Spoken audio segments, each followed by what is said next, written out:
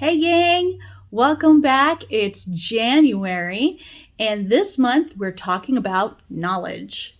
So today's story is going to be about Jesus going into the desert for 40 days and being tempted. So here's Story Lab, and I'll see you when it's all done. Welcome to Story Lab. This week we're talking about knowledge, while we take a look at the story of someone who faced a really tall temptation.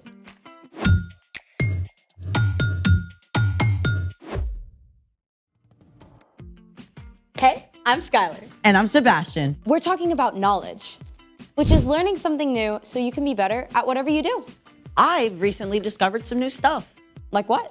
Well, I made a quiz for you. It's gonna be out of this world. Is that a clue?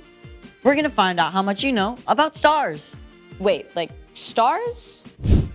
Or stars? I mean flaming ball of hydrogen and helium kind. Is there a prize?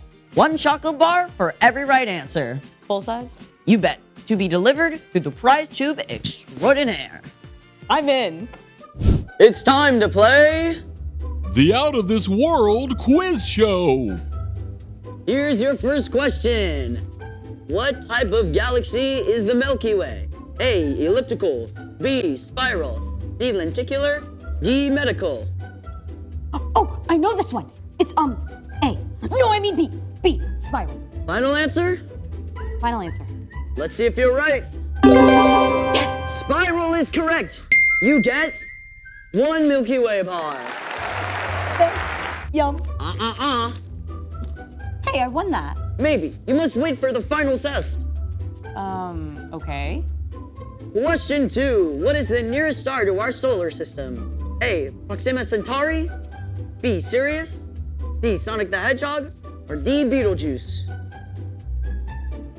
Nearest star. A. Proxima Centauri? Final answer? No. D. Betelgeuse. Let's check that out. Oh, nope, I'm sorry, but the correct answer was A. Ugh, I knew it. You have one more chance. Question 3. What is the Kuiper Belt? A. The remains of an exploding supernova. B. An icy collection of objects beyond Neptune's orbit. C. The hottest fashion item. Or D. The tail of an asteroid.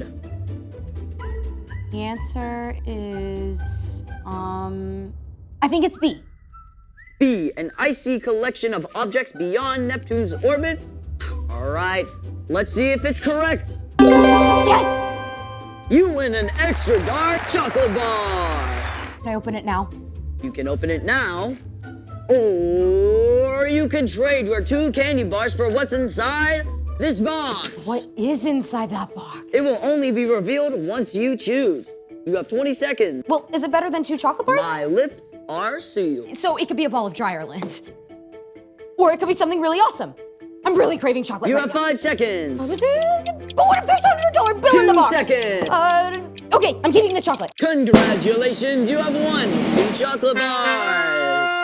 Now I get to see what's in the box, right? It's time for... The story before the story. Today, we're in the 3rd book of the New Testament, Luke. But before Luke, in the very beginning, out of a deep, deep love, God made an amazing world. But when people turned away from God, the world was broken.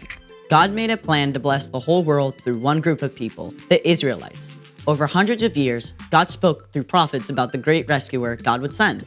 And at last, God sent a tiny baby to be born in the small town of Bethlehem, God's very own son, Jesus. When Jesus grew up, he was baptized in the Jordan River. God spoke from heaven, "This is my son, and I love him. I'm very pleased with him." Which is where our story starts. Take it away. Hey, Erica. Hey everyone! So, Jesus was about 30 years old at this time. After years of studying God's words and quietly working as a carpenter, now Jesus was revealed to the watching crowds as God's son. It must have seemed like the perfect time for him to start teaching and doing miracles and gathering followers, but that isn't what happened.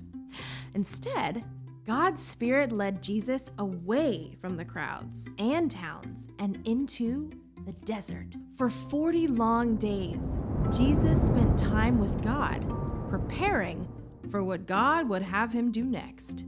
During this time, Jesus ate nothing. He focused on God as the one thing he needed above all else. But he wasn't alone. Not quite, because the devil showed up to distract him. You must be so hungry. Surely God wouldn't mind if you had just a little snack. Jesus was God's son, but he was also fully human too. And as the 40 days passed, he became desperately hungry. The devil refused to leave Jesus alone, needling and tempting him at every opportunity. At the end of the 40 days, he offered Jesus a large, smooth stone. If you really are the Son of God, tell this stone to become bread. It must have been so easy for Jesus to imagine that rock as a crusty, warm loaf. As God's son, he had the power to change the stone to bread in an instant.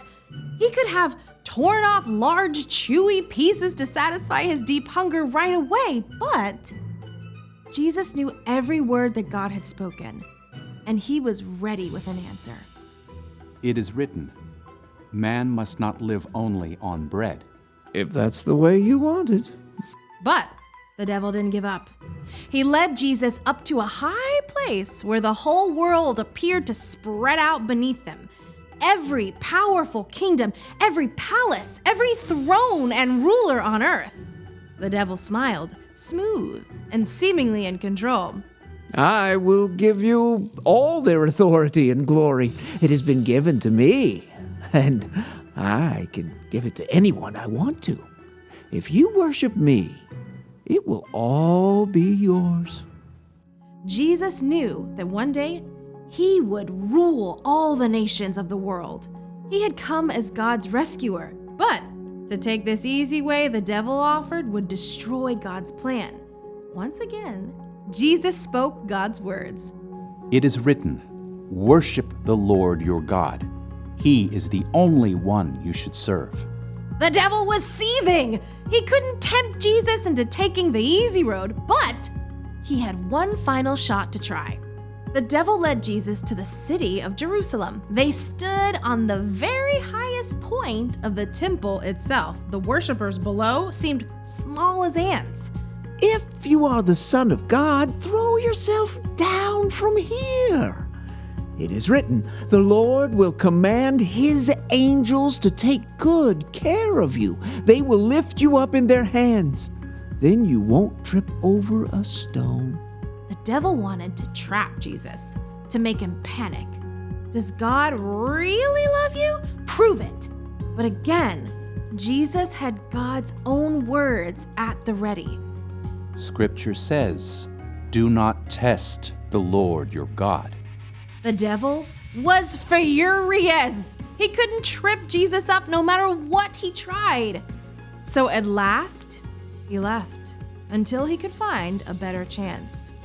When the devil was gone, God had sent angels to take care of Jesus and provide everything he needed. Jesus had spent his whole life discovering God's words and spending time with God. And so when he had to make some tough choices, the words were right there. 40 whole days with no food? I can't even imagine that. Yeah, I sure do not make good choices when I'm hungry. And it's not just when you're hungry. Difficult choices can show up at any time. And remembering what's true can help you make the wise choice. So, what's our part in the story? Well, before you remember what's true, you have to discover what's true.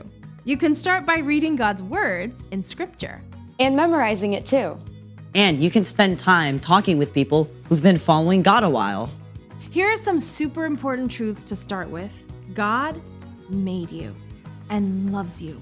You are so valuable that Jesus gave up his life so that you could have a relationship with God forever. God always hears you when you pray and is acting to provide what you need, even if it's not in the way you expect. And you can know the most important thing is to love God and love others. Exactly. The more those truths are rooted in your heart, the easier it is to face tough choices. Maybe you're at a friend's house and they're trying to get you to watch a show your parents specifically said you can't watch. You can remember that you are already deeply loved by God, so you don't have to do something wrong just to be liked. Or when your little sister is bugging you and you're about to snap, you can stop and remember loving others is more important. Exactly. I think y'all got it. See you next time. Bye, Erica. So here's the thing. Remembering what's true can help you make the wise choice. Now do I get to see what's inside the box? Sure. Get that away from me! It could be covered in chocolate. No!